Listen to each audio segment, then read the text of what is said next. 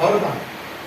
அதே காலத்துல எப்போ பார்த்தாலும் நம்ம என்ன பண்ணோம், நகை மேலேயே இருக்கக்கூடாது, பைபிள் மேலேயே கொஞ்சம் இருக்கக்கூடாது, நகை மேலேயே இருக்கக்கூடாது. இப்போ மறுபடியும் படிமானம். பொருளாசை என்னும் அக்கிரமத்தை ஆய்வது. இது என்னது? அக்கிரமம் ஆயிட்டது. அக்கிரமத்தின் நிமித்தம் கடும் கோபமாகி ஆண்டவர் என்ன வருது? கடும் கோபம். எது மேல? அந்த அக்கிரமம். எந்த அக்கிரமம்? நகை நகை நகை பொருள் ஆசை. எப்ப பார்த்தாலும் எதை பார்த்தாலும் வாங்கி வச்சுக்கணும். ஒரு 10 பேண்ட், 10 அரைகை சட்டை, 10 புல்கை சட்டை போதும் போதும். ஜவஹருக்கு போகும்போதுதான் ஜாக்கெட், போகும்போதுதான் பாவாடை, போகும்போதுதான் கரிச்சு, போகும்போதுதான் அப்புறம் என்ன கீழே கீழே அடிக்கிறாங்கன்னா அது பால்ஸா? பால்ஸ். ஒரு முறை போயிட்டு வந்தா 2000 ரூபாய், 4 முறை போய் வந்தா 8000. ஐயோ கஷ்டம் போச்சு. பொருளாசை இருக்கு போதும். ஆனா ஒண்ணு அதிகமாகும் போது எங்கேயோ 4 பேர் இருக்கிறாங்க. இந்த முறை நாங்கள் யாருக்குமே சொல்லாத, நாங்களும் எங்கள் தங்கச்சி வீட்டில் ஐநாவரத்தை அவங்க ஒரு 2 மூட்டை கொடுத்தாங்க, நாங்கள் ஒரு 2 மூட்டை பையி அவ்வளோத்தையும் போயிட்டு ஒரு 40-50 சேரி காஞ்சிபுரத்தில் வெள்ளகேட்டில் இருக்கிற ஒரு சபைக்கு அந்த ஐயாவை கூப்பிட்டு ஜோம் பண்ணி நான் எங்களோட கையில் கூப்பிட்டு, ஐயா நீங்கள் எடுத்துகிட்டு போயிடுங்க. அவங்க பையனை எடுத்துன்னு பைக்கில் எடுத்துகிட்டு போய் அவர் நம்ம ஜிஹெச்சில் பிடிசியில் இன்ஸ்பெக்டராக ரோடில் நின்று இருப்பார். டைரி வச்சு இன்னைக்கு அவர் ஊழியர் செய்வார். லட்சியப்பா 7 மாதத்தில் கோட்ரஸ்ல இருக்காரு, அங்க போய் ஊழியர் செய்யறாங்க. மனைவி பிள்ளைகளோடு சனிக்கிழமை போயிடுவாங்க. அந்த ஊர்ல ஒரு ஐயா சர்ச்சை நடத்தியிருந்தாரா, அவர் இறந்துட்டானா, அந்த சர்ச்சை யார் நடத்துறதுன்னு சொல்லி எப்படியோ ஒரு காது கிடைச்சி போய் அவங்க பார்த்து பேசி, நான் அரசாங்கத்துக்கு வேலை செய்யறேன், பென்ஷன் வருமா, அவங்க பணம் எனக்கு ஒன்றும் தேவைன்னா நான் உண்மையாக செய்யறேன், நீங்க இந்த சபையினுடைய அம்மாவுக்கு இதனுடைய எல்லா பங்கும் கொடுங்க சொல்லி, அப்புறம் அந்த அம்மா இவங்க செய்யற அந்த சாக்ரிஃபைஸ் அந்த ஊழியத்தை பார்த்து பாதி அவங்களுக்கும் பாதி அவங்களுக்கு நம்ம தேடக்கூடாது, அது நம்ம தேடி போறோம். இப்போ பொருளாசை ஆண்டவருக்கு என்னவாக எடுத்தவொன்னு 8,000 போடுவார். வியாபாரிகள் மாதிரி நம்ம என்ன பண்ணக்கூடாது, பேச சொல்லுவாங்க. போட்டானா கீழே உண்டானா, கீழே உண்டானாச்சு நம்மளுக்கு இல்லை போயிடுச்சு. பாக்கெட்ல காசு எடுக்கும் போது ஏதாவது 10 ரூபாய் 20 ரூபாய் கீழே விழுந்துச்சுன்னா நம்மளுக்கு அது எவன் பாக்குறானா அவனுக்கு எடுத்து அவனை கூட கொடுத்தாதான் ஆச்சு, கொடுக்கலன்னா அவன் பாக்கெட்ல போட்டு போயிடும், நம்மளுக்கு கிடையாது. அப்போ கடும் கோபமாகி அவர்களை அடித்தேன். பாரு கர்த்தர் என்ன பண்ணார், அவனை அடிக்கிறார். கோபம் இருக்கிறது அடித்து மனப்போன போக்கில மாறுபாடாய் நடந்தார்கள். ஆண்டவர் சொல்றாரு, எப்படின்னா மாறுபாடாய் நடந்தார்கள், தாறுமாறாக நடந்தாங்க, இஷ்டம் போல நடந்து வாழ்ந்தாங்க. ஒரு பயம் இல்லையே, தேவ பயம் இல்லையே என்று சொல்லி ஆண்டவர் அவர்களை குறித்து என்ன பண்ணாரு, வேதனை அடைகிறார். கர்த்தருடைய பரிசுத்த நாமத்துக்கு மகிமை உண்டாகட்டும். அப்போ தேவன் எல்லாத்தையும் நம்மள பார்க்கிறார். நம்ம நல்லா இருக்கணும், நம்ம சீரும் சிறப்புமா இருக்கணும், நம்ம உத்தமமா இருக்கணும், நம்ம பரிசுத்தமா வாழணும் தான் கர்த்தர் நம்மள என்ன பண்றாரு, எல்லா காரியத்திலும் நம்மளை சரிப்படுத்தணும்னு பார்க்க. சரிப்படுத்துறது தான் இதெல்லாம். தேவையான அளவு நமக்கு இருந்தா போதும்.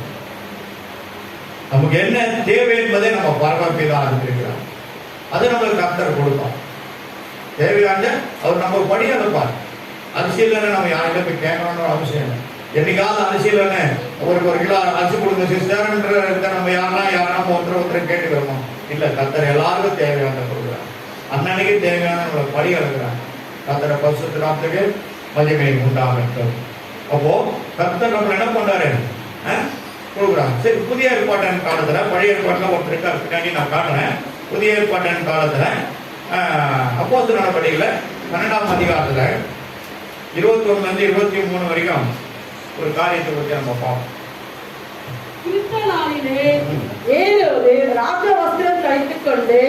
ஏரோதே கடவுளோட மனுஷனாம இல்ல, பிள்ளைங்களா கொண்டு போடுவோம் யாரு, அப்போ இயேசு கிறிஸ்து பிறந்திருக்கிறத கூட அது மாதிரி பிறக்க போறான்னு அந்த செய்தியை காட்டவனா என்ன பண்ண சொல்லிட்டான். எத்தனை வயசு குழந்தைங்க கொள்ள சொல்லிட்டான், 2 வயசு குழந்தைங்க கொள்ள சொல்லிட்டான். ஆண் பிள்ளை யாரை தானே அடிச்சிடறான்ட்டான். அதுக்கப்புறம் ஏறுவது ராஜா என்ன பண்றாரு, ராஜ வஸ்திரம் தடித்து என்ன பண்றாரு, உட்கார்றாரு. அவர் எங்க உட்கார்றாரு, சிங்காசனத்தின் மேல் உட்கார்ந்து அவருக்கு பிரசங்கம் பண்ணினார். அங்க பாருங்க, அவரு பிரசங்கம் பண்றவர் கிடையாது, ஆனா பிரசங்கம் பண்றாரு. யாரு எதை செய்யணும்னு அவங்களுக்கு ஆண்டவர் என்ன பண்ணாரு, அந்தந்த குவாலிபிகேஷன் கொடுத்திருக்கிறார். அவங்க தான் ஊசாவின் காலத்துல அமலேக்கருடைய தேசத்துல தேவனுடைய உடன்படிக்கை பெட்டி அகப்பட்டு கொள்ளும். ஆனா அத எட்டி பார்த்து 70,000 பேர் செத்துப்பட்டாங்க. ஆனா அது எடுத்துட்டு வந்து அவங்க என்ன பண்ணாங்க, எடுத்துட்டு வந்து ஒரு இடத்துல வச்சிடறாங்க. யோசுவாவுடைய வயல்வெளியில வச்சுட்டு போயிடுறாங்க. அவங்க ஆரம்பம் இருக்கும் போது அதை பார்த்துறாங்க, கெட்டி வந்துட்டு சொல்லி உடனே அதை போய் ராஜாவை அறிவிக்கிறாங்க. ராஜாவை அறிவிச்ச உடனே ராஜா என்ன பண்றாரு, இந்த பெட்டியை தாவீதினுடைய ஊருக்கு எடுத்துட்டு போய் அங்க இருக்கிற தேவனுடைய ஆலயத்துல நம்ம அதை சரிப்படுத்தி ஒரு பரிசுத்தமான இடத்துல வைக்கணும்னு சொல்லி அவங்க தீர்மானம் பண்றாங்க. ஆனா அங்க என்ன நடக்குதுன்னா, அந்த பெட்டிய சுமக்கிற வண்டி ஓட்டுறவங்க யாரா இருக்கணும், மாட்டு வண்டி ஓட்டுறவங்க கிடையாது, ஆசாரியர்கள் மட்டும்தான். அத அவங்களை பரிசுத்தப்படுத்தி கொண்டு சுத்தப்படுத்தி அவர்கள் ஆண்டவருக்கு பலி செலுத்திட்டு அதுக்கப்புறம் தான் என்ன பண்ணவங்க அதை தூக்கி அந்த வண்டியில வைக்கணும். எந்த காரணம் மறுபடியும் நீ தொடக்கூடாது. அது சாயுதோ இல்லையோ, மாட்டு வண்டி எப்படிங்க போகும், பல மேடுதான் இருக்கும். இதே நம்ம ரோட்ல அந்த கடை வச்சிருக்க ஐயப்பா அந்த தம்பி கடை இருக்கிற இடத்துல அந்த ரோடு எனக்கு தெரிஞ்சு நான் 2004 வந்து பார்த்துருக்கும் போது இப்படி இருக்கும். லாரி இவ்வளவு ஹைட் இருக்கும், ரெண்டு சைடு ஒரு ரெண்டு சைடு எப்படி இருக்கும், தரமட்டமா சாஞ்சிருக்கும். டிரைவர் எப்படி இருப்பார், இப்படி சாஞ்சிருக்க வேண்டி ஓட்டுவார். நானே பார்த்துருக்கேன். அவ்வளோ ஒரு பள்ளமான பகுதி, ஆனா இன்னைக்கு சமமா இருக்கிறது. அப்போ அந்த அளவுக்கு சாய்ந்தா கூட வண்டிய தொடர்ந்து யாருக்கு அதிகாரம் கிடையாது.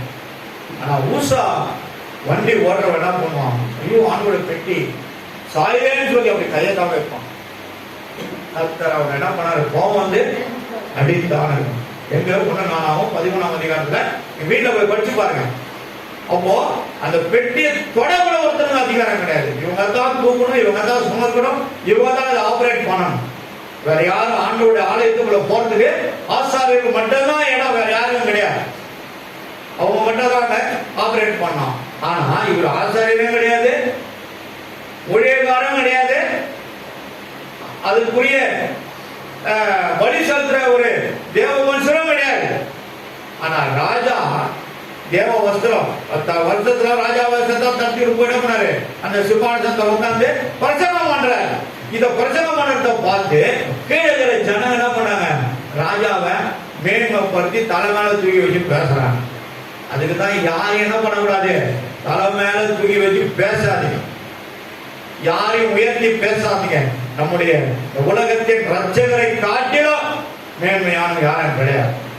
1000-10,000 சிறந்தவர் அவர் ஒருவரே, அவர் வெண்மையும் சிவப்புமானவர். ஆனா இந்த ஜனங்க ராஜாவை குஷிப்படுத்துக்கு, ராஜா உங்களுடைய வார்த்தையை கேட்கும் போது தேவதூதனே வந்து பேசுற மாதிரி படி வாங்க. அப்பொழுது ஜனங்கள், இது மனுஷ சத்தம் அல்ல, மனுஷ சத்தம் அல்ல, இது தேவ சத்தம் என்று ஆர்ப்பரித்தார்கள். ராஜாவை மேன்மைப்படுத்திட்டார். நாங்க ஆண்டவர் கோபமா வராது, கோபமா வராது, ஆண்டவர் கோபம். கர்த்தர் உடனே என்ன பண்ணாரு, ஒரு தேவதூதன் அனுப்புறார். தேவதூதன் வரமாட்டாங்கன்னு நினைக்கிறீங்க. புதிய ஏற்பாட்டின் காலத்தில் நடந்த சம்பவம் அப்போஸ்தலர் நடபடிகள். இது இன்னைக்கும் நம்ம காலத்தில் நடக்கிறதுக்கு வாய்ப்புகள் உண்டு. எத்தனை பேர் ஆண்டவர் ரட்சிக்கப்படுகிறார். சரி, இது ரிலேட்டடா ஒரு சப்ஜெக்ட் சொல்றோம். ஒண்ணு கொரிந்தியர் புத்தகம் 5ஆம் அதிகாரம் 5வது வசனத்தை வாசி. கர்த்தர் அவனை, அப்படிப்பட்டவருடைய ஆவி, எப்படிப்பட்ட ஆவி, இப்படிப்பட்ட ஆவி படைத்த மனிதர்களை தேவன் கர்த்தராகிய இயேசு கிறிஸ்துவின் நாளிலே ரட்சிக்கப்படும்படி மாம்சத்தின் அழிவுக்காக நம்முடைய கர்த்தராகிய இயேசு கர்த்தராகிய இயேசு கிறிஸ்துவின் நாமத்தினாலே அவனை சாத்தானுக்கு ஒப்பு கொடுக்க வேண்டும் என்று தீர்ப்பு செய்கிறேன். அப்போ சாத்தான ஒப்பு கொடுத்துட்டாங்கன்னா என்ன அர்த்தம்னா அவன் அடிச்சு கொண்டு போகும், தாறுமாறாகிடும் நம்ம. அப்போ நமக்கு அழிவு. ஏன் கர்த்தர் நம்மளை அடிச்சாருன்னா, நான் சரியா இருந்தா எனக்கு எல்லாம் சரியா இருக்கும். நான் சரியா என்ன சிந்தையோடு இருந்தேன்னா சரியா இருக்கும். அப்ப மக்களும் என்ன இருக்கக்கூடாது, பின்னாடிதானமே இருக்கக்கூடாது. நம்ம யாருங்க? மறுபடியும் உங்கள்கிட்ட கூட இந்த லேவியராக புஸ்தகம் 8 வருஷம் வாசி 20-26 இதை நீங்க ஒரு முறையும் ஒரு நாளும் படிக்கணும். அதுக்குதான் நான் இதை திருப்பி சொல்றேன்.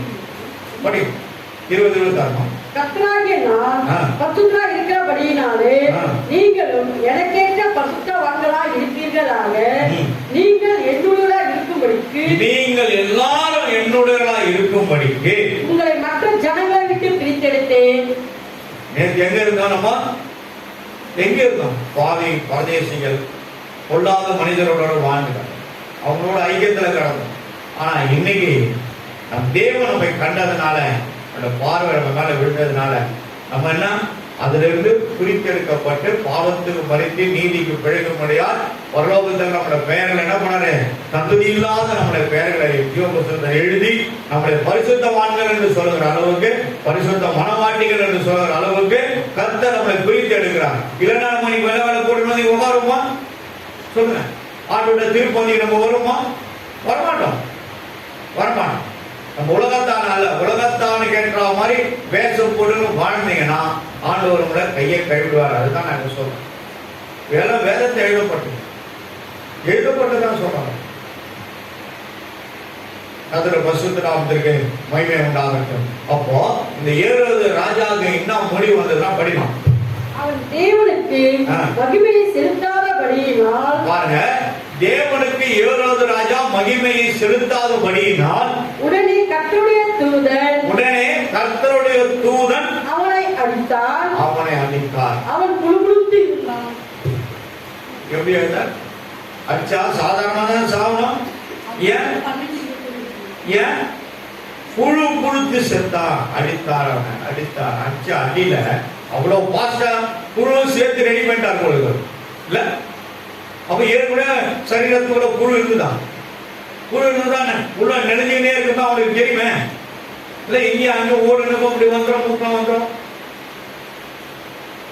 ஆனா ஒண்ணுமே இல்லை. ஆனா திடீர்னு புழு வாயெல்லாம் கொட்டி கண்ணெல்லாம் வந்து காதெல்லாம் வந்து செத்தாங்க.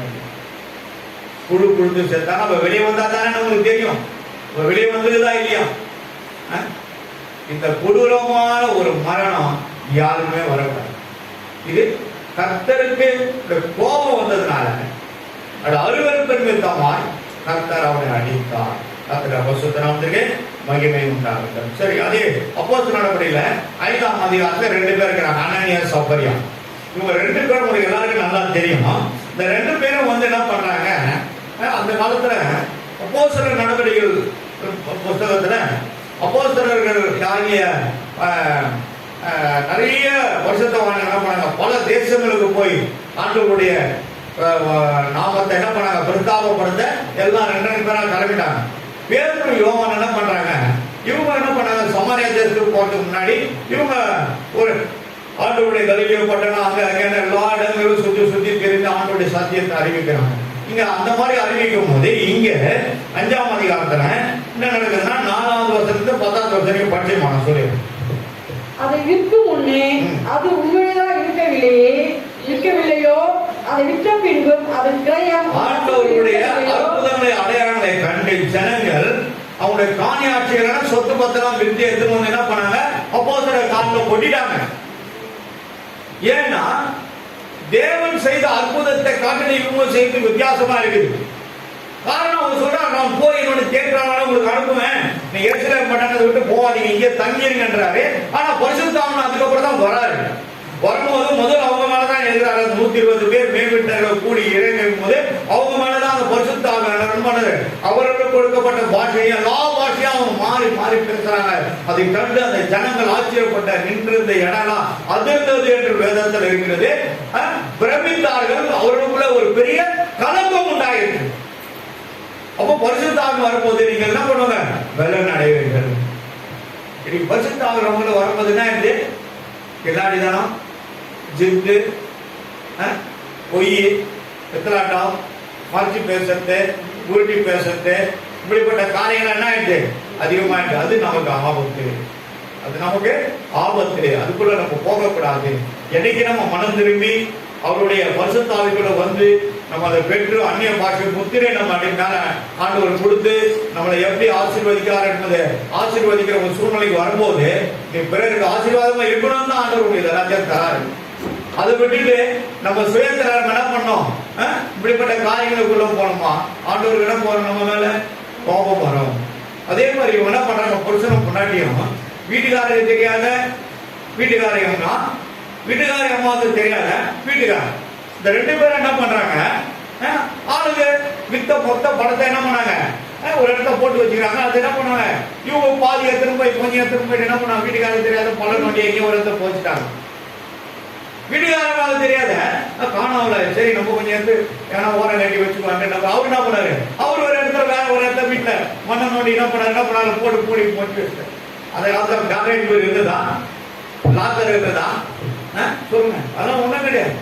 கட்டில் பீரோ அதெல்லாம் இருந்ததா? கிடையாது, ஒண்ணும் கிடையாது. ஒரு வேலை கட்டிலேனா கயிறு போட்டு கட்டி கட்டில இருந்திருக்கலாம். அப்போ முதல்ல என்ன பண்றாங்க? ஒருவருக்காக போறாங்க, கையில இருந்தது எடுத்து போயிட்டு கொடுத்து ஒரு காலில் வைக்கிறாங்க. வச்ச உடனே அவர் என்ன சொல்றாரு? கேட்கிறாரு, இவ்வளவுதான் வித்துதான்? ஆமா ஐயா, இவ்வளவுதான் வித்துதுன்னு சொல்றாங்க. அண்ணனியா போனாலும் அதுதான், சபையால் போனாலும் அதே தான். ரெண்டு பேரும் என்ன பண்ணாங்க? ஒருத்தர் மாறி மாறி போறாங்க, ஒன்னா போல. அப்போ அவங்க சொல்றாரு, பரிசுத்த ஆவிக்கு விரோதமா நீங்கள் பொய் சொல்றது என்ன? சொன்ன மாத்திரத்துல ஒத்துக்கு கீழே வந்து அவன் காலடியிலே செத்து போறான். இப்ப இது யார் செய்திருக்கணும்? சொல்லுங்க சொல்லுங்க சொல்லுங்க. அவர் கேட்கிற கேள்வின்னா பரிசுத்த ஆவிக்கு விரோதமா நீங்கள் பொய் சொன்னது என்ன? பரிசுத்த ஆவியானவர் தான் என்ன பண்ணுவாங்க? பட்டுன்னு போட்டுக்கணும். இதை ஒரு முதல்ல ஐயா போனான்னு வச்சுக்க, ஐயா பெட்ஷீட் ஒரு போட்டு துணியில போட்டு என்ன பண்ணாங்க? வாலிபர்கள் சுத்தி எடுத்துட்டு போறாங்க. அம்மா வராங்க உள்ள, ஐயா தான் போறாங்க, அவங்களுக்கு தெரியல. அம்மா உள்ள போறாங்க. உள்ள போகும்போது ஐயா இவ்வளவுதான் விட்டுது, மொத்தத்தை நம்ம காலில் வச்சுட்டேன் சொல்லணும். அப்போ அவங்களுக்கு இவ்வளவுதான் விட்டுதான், ஆமாயா இவ்வளவுதான் விட்டுது, இல்லாடி மேய்ச்சா பாருங்க சொன்ன உடனே மறுபடியும் அவர் அதை தான் சொல்லு, பரிசுத்த ஆவி விரோதமா பொய் சொன்னது என்ன? ஒரே அடி, மறுபடியும் அடின்னு கூட சொல்லு. அவங்க ரெண்டு பேரும் பேசுறேன், எவனா அடின்னு கூட சொல்லு.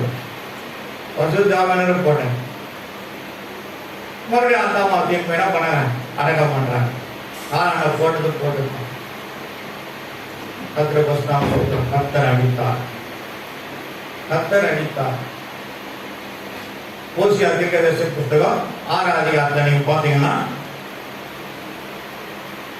நம்மை அடித்தார் இருக்கும். அது மட்டும் எடுத்துக்க, மற்றதெல்லாம் அப்புறம் பார்க்கலாம். கர்த்தர் நம்மை அடித்தார். அவருக்கு அடிக்கவும் தெரியும், காயம் கட்டவும் தெரியும். 6:1 ஓசியா 6:1. நம்மை பீறினார், அவரே நம்மை குணமாக்குவார். நம்மை அடித்தார், நம்மை அடித்தார். அதை மட்டும் அண்டர்லைன் பண்ணீங்க. நம்மை, நானா கூட இருக்கலாம், நீங்களா கூட இருக்கலாம். கர்த்தர் நம்மளை அடிக்கிறதுக்கு நம்ம என்ன பண்ணக்கூடாது? இடம் கொடுக்க கூடாது, ஜாக்கிரதையா இருக்கணும்.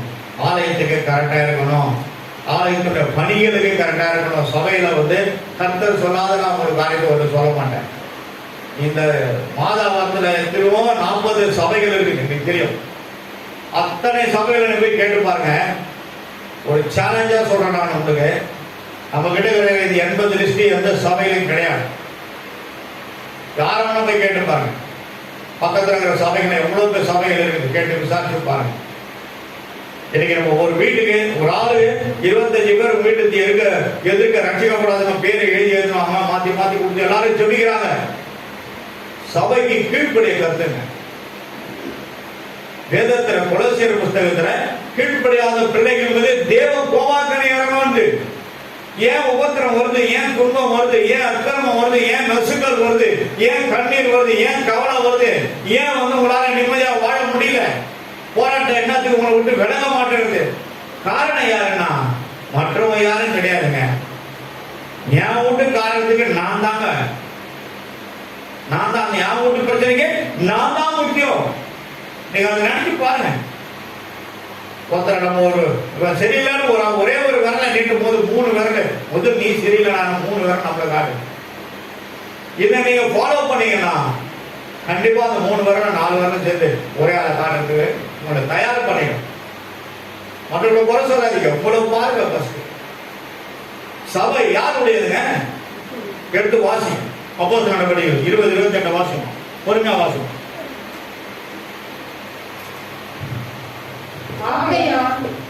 உங்களை குறித்தும் தேவன் தம்முடைய சுய ரத்தத்தினாலே சம்பாதித்துக் கொண்ட தமது யாருங்க? அவருங்க. நீ நானும் கிடையாது. அவரு யாரு? இயேசு, இந்த உலகத்தின் ரட்சகர். உன்னை என்னையும் பாவத்திலிருந்து சேத்திலிருந்து தூக்கி எடுத்து என் பிள்ளைகளை நான் இவ்வளவாய் நான் என்ன சொல்றேன், 5 வருஷம் முன்னாடி எப்படி இருந்தேன், இன்னைக்கு 5 வருஷத்துக்கு கீழே இருக்கிறியா மேல இருக்கிறியா? கீழே இருக்கிறியா மேல இருக்கிறியா? மேல இருக்கிற சொல்றான், கை தூக்க பாக்கலாம். நான் 2 கையும் தூக்குவேன், 2 கையும் தூக்குவேன். இருக்குதோ இல்லையா? கர்த்தர் நான் அதிகமா ஆசீர்வதிச்சுக்கிறான். ஆனா நீ இல்ல இல்ல இல்ல இல்ல இல்லன்னு பொண்ணு அப்படியே மற்றவனுக்கு வீம்பா நீ பார்த்துட்டீங்கன்னா அது எல்லாத்தையும் தான் போடும். அதுக்கும் யாரும் காரணம்? நீதான் காரணம், நீதான் காரணம். ஒண்ணு. இன்னொன்னு, சபை சொல்றது என்ன பண்ணணும்? கேட்கிறவங்களை ஆயத்தப்படுத்து தாங்க சபை. இது ஒரு ட்ரைனிங் சென்டர். உங்களை தயார்படுத்தி ஆயத்தப்படுத்தி வருகைக்கு உங்களை ஆயத்தப்படுத்து தான் சபை. நீ சொல்றதை கேட்டாதான் நீ ஆயத்தமாக முடியும். எல்லாம் எனக்கு தெரியும் நீ நினைச்சினா அவ்வளவுதான். அரசாங்கத்தெல்லாம் நான் கவர்மெண்ட் இருந்தாலும் சொல்றேன், ப்ரமோஷன் என்ன பண்ணுவாங்க, ஒரு நிறைய பாயிண்ட் கொடுப்பாங்க. அதுல ஒரு பாயிண்ட் முக்கியமா ஒரு அண்டர்லைன் பண்ணி கொடுப்பாங்க. மேல ஃபிட் ஃபார் போஸ்ட். ஃபிட்னா இந்த போஸ்டிங்க்கு இவரு கரெக்டா இருக்காரு, அன்பிட்னா அன்ஃபிட் ஃபார் த போஸ்ட் எழுதுவாங்க. அன்ஃபிட்னா உங்களுக்கு ப்ரமோஷன் வராது, மறுபடியும் கொஞ்சம் வெயிட் பண்ணுங்க, தயாராகட்டும் சொல்லு. ஒரு மனுஷனுக்கு அவ்வளவு அதிகாரம்னா அந்த உலகத்தை பாவத்திலிருந்து நம்ம மீட்டெடுத்த நம்ம சத்துருவுக்கு உனக்கு எனக்காக யுத்தம் பண்ணி ஒரு நாளும் வழக்காடி பறிந்து பேசுகிற பிதாவிடத்திலே டைரக்டா பேசுற என் இயேசுவுக்கு எவ்வளவு அதிகாரத்தை தேவன் கொடுத்திருக்கிறார். 10-19 எடுத்து வாசிங்க. எவ்வளவு அதிகாரத்தை தேவன் கொடுத்திருக்கிறார், மறக்கக்கூடாது. உயிர் உள்ள வரைக்கும் இந்த வேத சத்திய வார்த்தைகளை மறக்கக்கூடாது. வேதத்துக்குரிய பயங்கரமான ஒரு பஞ்ச தேசத்துல வரும்போது நான் இன்னைக்கு சொல்றேன் உங்களுக்கு, ஆமோஸ் தீர்க்கதரிசி புத்தகம் படிச்சு பாருங்க. வசனத்தை படிமா. அப்புறம் இதோ சர்ப்பங்களையும் தேள்களையும் மிதிக்கவும் சத்துருவுடைய சகல வல்லமையை மேற்கொள்ளவும் உங்களுக்கு அதிகாரம் கொடுக்கிறேன், ஒன்றும் உங்களை சேதப்படுத்த மாட்டார். இவ்வளவு அதிகாரத்தை கர்த்தர் கொடுத்திருக்கிறாரு. யாருக்கு? யாருக்கு கிடையாது. லூக்கா 10:19. வேற யாருக்கு? நமக்கு தான் கொடுத்திருக்காரு. இவ்வளவு அதிகாரத்தை வாங்கி வச்சுன்னு ஒண்ணு தெரியாம நீ உட்காந்துருந்தா என்ன அர்த்தம்? இந்த அதிகாரத்தை போய் நீ யாருக்கிட்ட போய் அப்ளை பண்ற? இயேசு உன்னை நேசிக்கிறார், இயேசு உன்னை ரட்சிக்கிறார், உன் பாவங்களை போக்கி உன்னை பரிசுத்தமாக்கி உன்னை ஆசீர்வதிப்பார், உன்னை ரட்சிப்பார், உன்னை இருதயம் கலங்காமல் இருப்பதாக கண்ணீருக்கு துடைக்கப்படும். கர்த்தர் இன்னைக்கு உன் குடும்பத்தை தொடுவார், ரட்சிப்பார். உன் குடும்பம் உனக்கு விடுதலை ஆகும் சொல்ல முடியுமா? உன்னால சொல்லணும். அதுதான் நம்ம ஆயத்தப்படுத்துறது சபை. கர்த்தர் அடித்தார். ஓசியா தீர்க்கதரிசி 6ஆம் அதிகாரம் 1ஆவது வசனம் பாத்தீங்கன்னா அவர் அடிக்கிறாரு, பீறுகிறார், அவரே காயங்களை கட்டுகிறார், காயத்தை ஆற்றுகிறார். போனா போது இது ஒரு முறை பார்க்கலான்றாரு. எங்க சொல்றாரு? அத்தி மரத்தை பார்த்து குடியானவன் கேட்கறான், ஐயா அந்த ஒரு முறை விடுங்க, கொஞ்சம் அதை எல்லாம் குத்தி கட்டி என்னெல்லாம் எருவெல்லாம் போட்டு தண்ணி ஊற்றி நான் பார்க்குறேன், இல்லைன்னா அடுத்த முறை என்ன பண்ண. ஆனா சபிக்கிறார் பாருங்க, அந்த இடத்துல கேள்விக்குறியே கிடையாது. ஓட்டா போட்டு இருக்கான். ஒருவேளை நம்ம பக்கம் திரும்பினாருன்னா என்ன இருக்கும் சொல்லுங்க? நம்ம பக்கம் அவர் திரும்பினா என்ன இருக்கும்? கோவம் எத்தனை இடத்த அடிக்கிறாரு. நம்ம பக்கம் திரும்பினாருன்னா நம்ம அப்படிதான் நம்ம யோசிக்கணும். அப்பதான் நம்ம சரியாகும். நம்ம ஒருத்தர் குற்றவாளின்னு சொல்றதுக்கு முன்னாடி நம்ம எப்படி இருக்கணும்ப்பா, நம்ம சரியா இருந்தா நம்ம குடும்பம் சரியா இருக்கும், நான் சரியா இருந்தான், என் பிள்ளைகள் சரியா இருப்பாங்க, என் ஊழியம் சரியா இருக்கும். ஆண்டவர்கிட்ட கேட்குது, உண்மை தவிர வேற யாரையும் உயர்த்தி என் தலைக்கு மேல நான் கூப்பிடாங்க, நீர்தான் எனக்கு எல்லாம் சொல்லி நம்ம கேட்கும் போது கர்த்தர் நம்ம கண்ணோக்கி பார்ப்பார். அவர் யாரு? கண்ணோக்கி பார்க்கும் தேவன். கண்ணோக்கி பார்க்கும் தேவன். கர்த்தருடைய பரிசுத்த நாமத்துக்கு மகிமை உண்டாகட்டும். யோபின் புத்தகம் 5ஆம் அதிகாரம்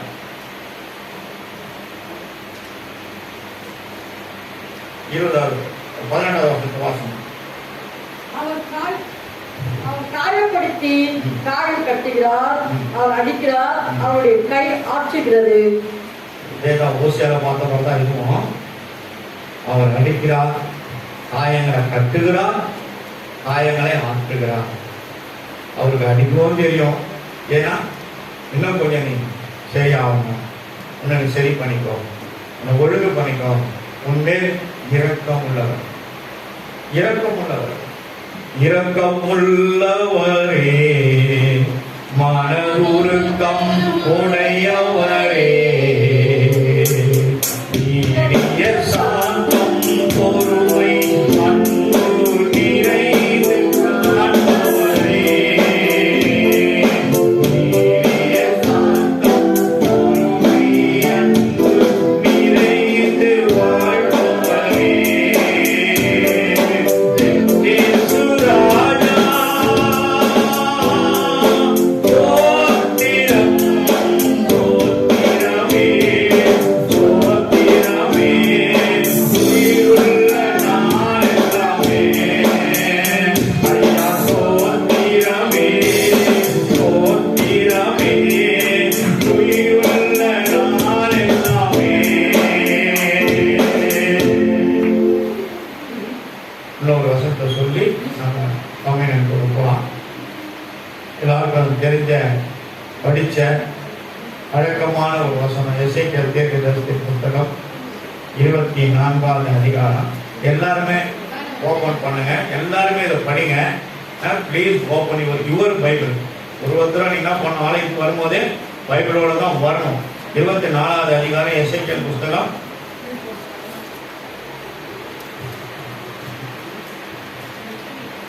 16வது வசனத்தை இங்க பாருங்க. ஃபர்ஸ்ட் லேடிஸ் படிங்க, அப்புறம் ஜென்ட்ஸ் படிங்க. ஜென்ட்ஸுங்கெல்லாம் ரொம்ப ஒவ்வொன்று இருக்கிறாங்க, அவங்க படிப்பாங்களா என்னன்னு தெரியல.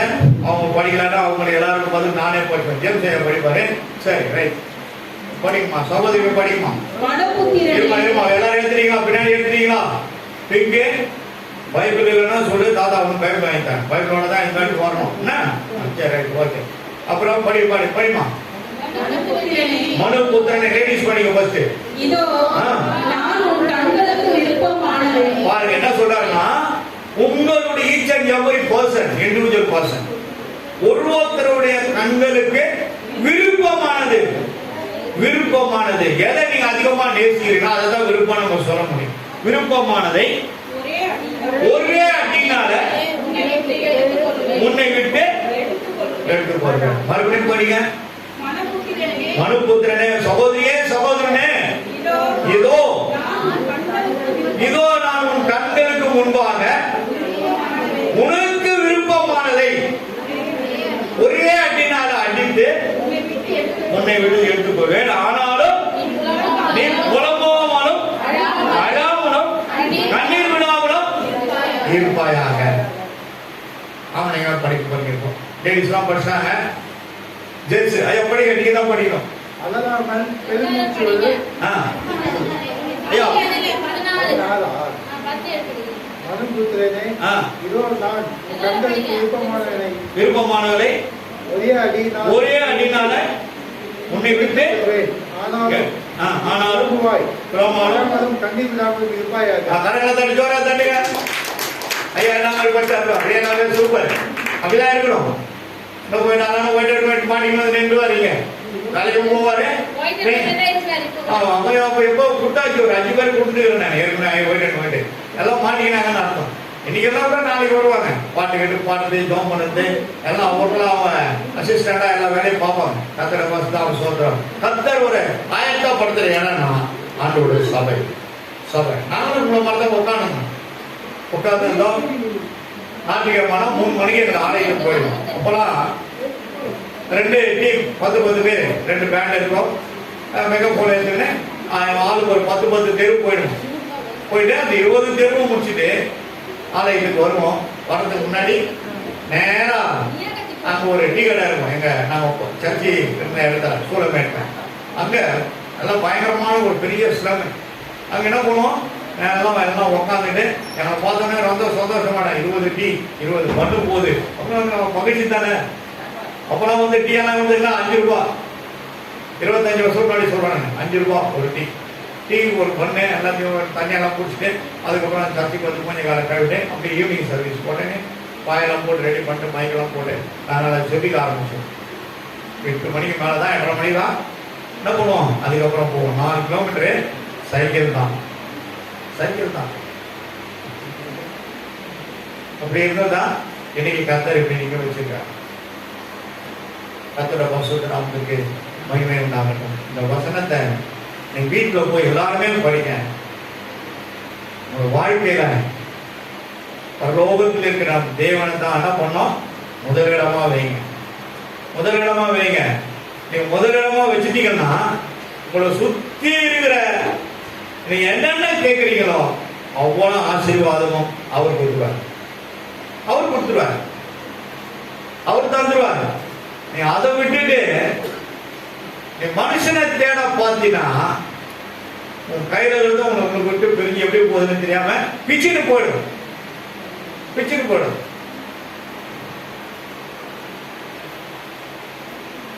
எகிப்திலிருந்து கொண்டு போன அத்தனை லட்சம் மக்களும் நீங்க படிச்சு பாருங்க. யாத்திரா புஸ்தகத்துல ஆண்டவர் கொள்ளிவாய் சர்ப்பங்களை அனுப்பினார். ஏன் முன்முறுத்துக்கினே போனாங்க. இவ்வளோ அற்புதங்களை கண்டு பார்த்து செங்கடல் பிரிஞ்சவனே போய் அண்ணாட போய் எல்லாரும் ஆர்ப்பரிக்கிறாங்க, குதிக்கிறாங்க, அவரை மேன்மைப்படுத்துறாங்க. இதெல்லாம் கண்டாங்க. எகிப்தில கண்ட காட்சியெல்லாம் பார்த்தாங்க. தவிர ரட்சகர் அந்த உலகத்தில் யாருமே இல்லைன்னு சொன்னோம்னா கடைசியில அங்கேயே இருந்திருக்கும். யோர்தான் தரையில் எடுத்து சாப்பிடும், செங்கடல்ல சாப்பிடும். அப்படியே சொல்லி சாவு